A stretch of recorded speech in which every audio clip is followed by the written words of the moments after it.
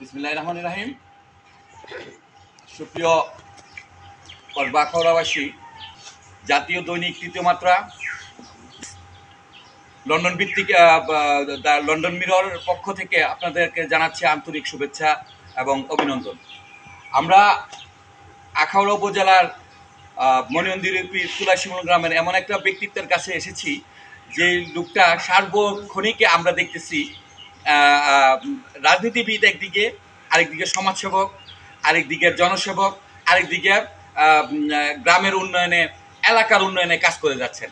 ওনার বাসাতে আমরা ইতিমধ্যে এসে পৌঁছেছি এবং আপনারা দেখতে পাচ্ছেন যে প্রচুর লোক প্লাস কর্মী সমর্থকরা ওনার এখানে উপস্থিত হয়েছেন। আমি ওনার সাথে পরিচয় করে দিচ্ছি আপনাদের। উনি হচ্ছেন খন্দকার আলহাজ খন্দকার বিল্লাল হোসেন, সাবেক সিনিয়র সহসভাপতি আখাউড়া উপজেলা বিএনপি। বর্তমান যেই নবনির্বাচিত যে কমিটি হয়েছে সেই কমিটির কার্যকরী সদস্য জেলা কমিটির, ব্রাহ্মণবাড়িয়া জেলা কমিটির। আমি ওনার সাথে কিছু কথোপকথন করব, পাশাপাশি যারা ওনার যে নেতৃবৃন্দ আছেন, ত্যাগী নেতাকর্মী আছেন, ওনার সাথে একটু কথাবার্তা বলবো। এখন ওনার কিছু গুরুত্বপূর্ণ বিষয় আপনাদের জানাবো। উনি আরও অনেক জনসভার সাথে যুক্ত আছেন, যে কুমিল্লাস্থ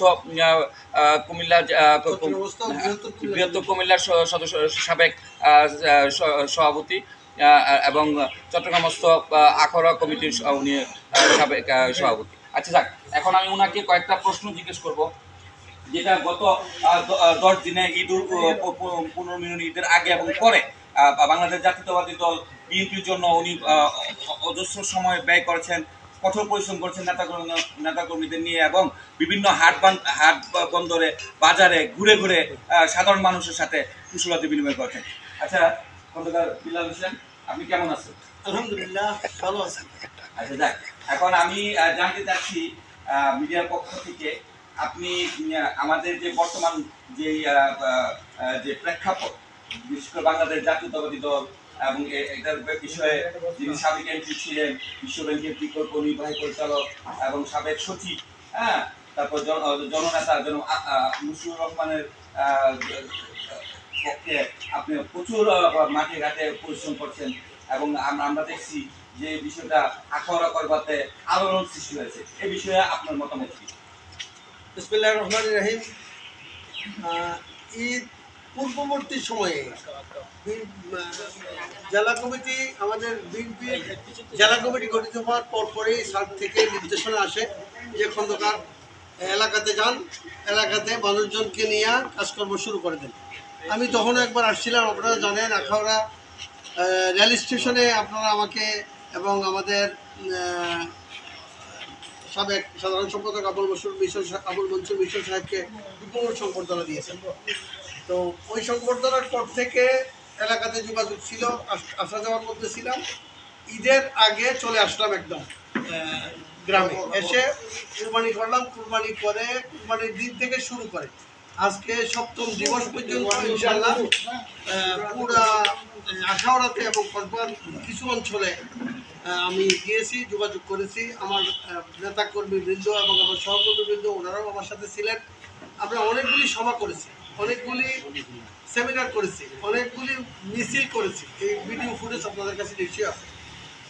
আমরা জননেতা জনাব বশিকুর রহমান স্যারের পক্ষে আগামী সংসদ নির্বাচনকে সামনে রেখে ওনাকে মনোনয়ন পাওয়ার ব্যাপারে নিশ্চয়তা আদায় করা এবং উনি যেন মনোনয়ন পান সেই ব্যাপারে ব্যবস্থা নেওয়া, জনগণের দৃষ্টি আকর্ষণ করা, মানুষের ভোটাধিকার প্রয়োগে আমাদের দিকে যেন মানুষের ভোটাধিকারটা প্রয়োগ করে সেই ব্যবস্থা করার জন্যই আমাদের এই প্রয়াস। আপনারা খেয়াল করলে দেখবেন, আমরা যে কয়টা প্রোগ্রাম করেছি আখাউড়াতে অন্তত বিপুল সংখ্যক জনসমাগম হয়েছে। এখানে অনেক শ্রেণী পেশার মানুষ আমাদের সাথে যোগ দিয়েছে।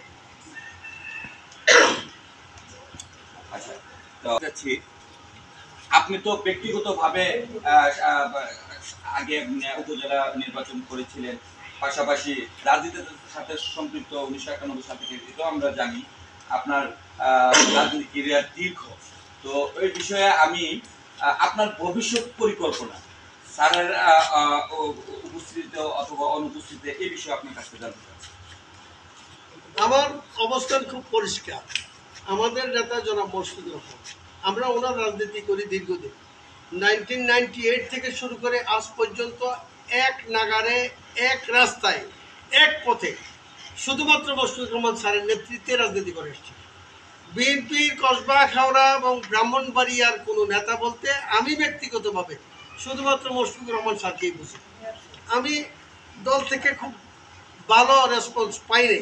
দলের নেতাকর্মীদের কাছ থেকে পাইছি, দলের হাইকমান্ড থেকে খুব ভালো কিছু পাইছি এটা বলা যাবে না, কিন্তু তারপরেও আমি অবিচল আস্থা নিয়ে মুশফিক স্যারের নেতৃত্বে আছি। আগামী দিনে মুশফিকুর রহমান স্যার নমিনেশন নিয়ে আসবেন। উনি কসবা আখাউড়ার দ্বিতীয়বার এমপি হবেন। আমি আশা করি যে ওনার বয়স বিবেচনায় এবং অভিজ্ঞতা বিবেচনায় উনি মানে ক্যাবিনেট মিনিস্টার হবেন ইনশাআল্লাহ। উনি ক্যাবিনেট মিনিস্টার হইলে আমাদের কসবা আখাউড়ার চেহারা পাল্টে যাবে। গতবারও উনি মন্ত্রী হইতেন, আমাদের জেলার কিছু সংখ্যক নেতার অসহযোগিতার কারণে